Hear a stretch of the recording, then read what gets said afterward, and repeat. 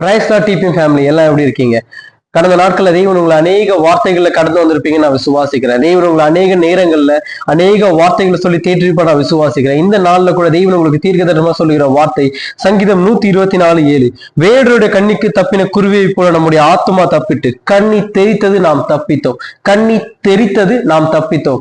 தேவன் இந்த மாதத்துல கூட உங்களை எல்லா சாத்தானின் கண்ணிக்கும் தப்பு வைப்பாராக.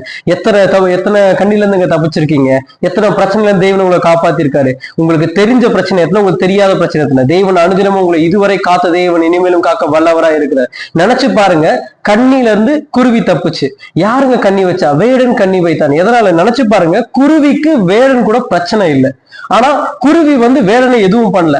ஆனா வேடனுக்கு குருவி மேல ஏதோ ஒரு பகை, அதை அழிக்கணும். நினைச்சு பாருங்க, பைபிள்ல போடப்பட்டிருக்கு, திருடன் கொல்லவும் அழிக்கவும் வருகிறான், வேற ஒன்றுக்கும் வரான்.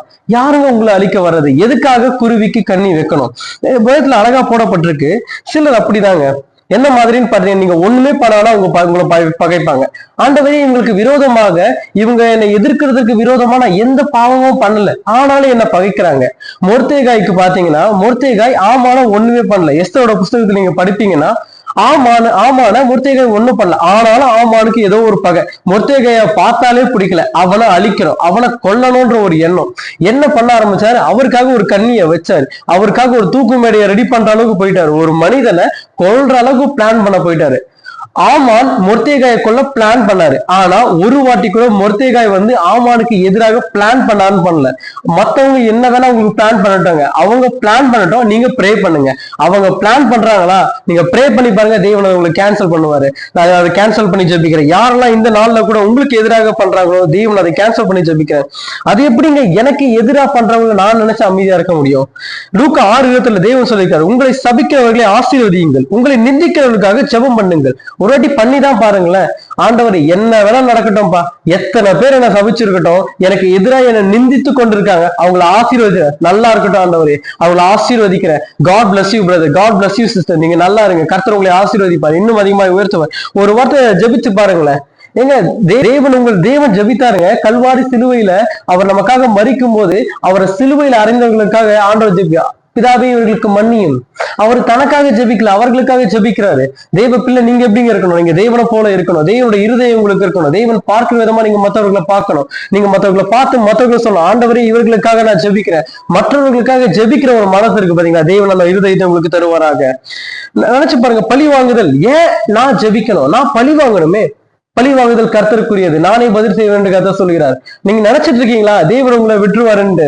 நீங்க அமைதியா இருக்கும் போது, நீங்க அமைதியா இருந்தா தேவன் செயல்படுவாருங்க. நீங்க செயல்படுவீங்கன்னு சொன்னா தேவன் காத்திருந்து அமைதியா இருப்பாரு. நீங்க அமைதியா இருந்து பாருங்க, ஆண்டவரை நீங்க பார்த்து கொள்ளுங்க, ஆண்டவரை என் வாழ்க்கையில இப்படி நடக்குது நீங்க பார்த்து கொள்ளுங்க. நல்லா நினைச்சிட்டு இருக்காங்க பழி வாங்குறது, கர்த்தர் அவர்களை கெடுத்து பழி வாங்குவாருன்ட்டு.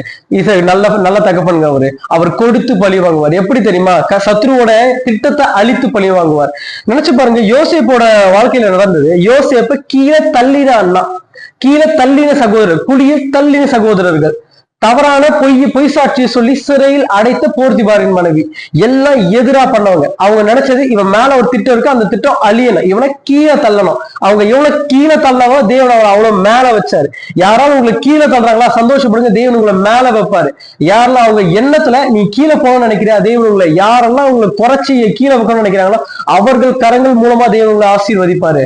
ஆமான்னு நினைச்சா இந்த மொர்தேகாயை நான் கீழே இறக்கி கொல்லணும், எப்படி அதே எந்த கரத்தால அந்த கருத்தை கொண்டு தேவன் ஆசீர்வதித்தார். இன்று கூட தேவன் உங்களுக்கு இந்த அற்புதத்தை செய்வார் நான் விசுவாசிக்கிறேன். யாரெல்லாம் உங்களுக்கு எதிராக செயல்படுறாங்களோ அவர்கள் கரங்களை கொண்டு தேவன் உங்களை ஆசீர்வதிப்பார். சோ மொர்தேகாய் பாத்தீங்கன்னா, அவர் ஜெபித்து கொண்டிருந்தார். மொர்தேகாய தூக்கு மேடையில போடணும் நாளுக்காக ஆமான் காத்திருந்தார். மொர்தேகாய்க்கு தெரியாது, ஆமான் காத்திருந்தார், தேவனும் காத்திருந்தார். எதுக்காகனா, மொர்தேகாய் யாரு? மொர்தேகாய் தூக்கு மேடைக்கு ஏதுவா இருக்கிறதா சொல்லி ஆமான் குற்றச்சாட்ட போறாரு. அவருக்கு மொர்தேகாய்க்கு தூக்கு மேடை, ஆமானுக்கு ராஜாவுக்கு அடுத்த ஸ்தானம். தேவன் மாற்றினார். தேவன் லாஸ்ட் டைம்ல கூட நீங்க நினைக்கல, ஆண்டவரே எனக்கு எதிராக செய்து கொண்டிருக்காங்க, எந்த மாற்றமும் நடக்கல, எதிராக பேசிக் கொண்டிருக்காங்க, எந்த மாற்றமும் நடக்கல, கடைசி நேரத்துல கூட தேவன் மாற்றுவார். விசுவாசத்தோட காத்திருக்கேன். நான் உங்களுக்கு சொல்றேங்க, கர்த்தருக்கு பயப்படுதல் ஜீவ ஊற்று, அதனால் மரண கண்ணிகளுக்கு தப்பலாம். எவ்வளவு மரண கண்ணிகள் வரட்டங்க, நீங்க கர்த்தருக்கு பயப்பட்டு கர்த்தருடைய பாதையில் நிற்பீங்கன்னு சொன்னா, கர்த்தருடைய வார்த்தையில நடப்பீங்கன்னு சொன்னா, எந்த மரண கண்ணிகளும் உங்களை தொடாது. கர்த்தர் உங்களை பாதுகாப்பார்.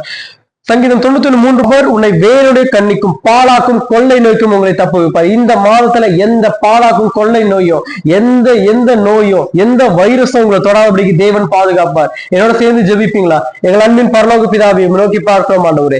ஏசப்பா, இந்த நாளை தந்தீரே, அதற்காக நன்றிப்பா. ஏசப்பா, பேசும் உடைய பிள்ளைகள் ஒவ்வொருவரையும் எந்த சத்ருவான் எந்த கண்ணிலாம் வைத்திருக்கிறானோ எல்லா கண்ணியும் தெரிப்பதாக இயேசுவின் நாமத்துல. ஏசப்பா, வேடனின் கண்ணிக்கு குருவி தப்பினது போல அவர்கள் ஆத்துமா தப்பட்டும், உம்முடைய நாமத்தினால தப்பட்டும். எல்லா கண்ணிகளையும் எதிராக கேன்சல் பண்ணி ஜெபிக்கிறேன். இயேசுவின் நாமத்தில் ஜெபிக்கிறேன், ஆசீர்வதிக்கிறேன். ஆமென். God bless you. God bless.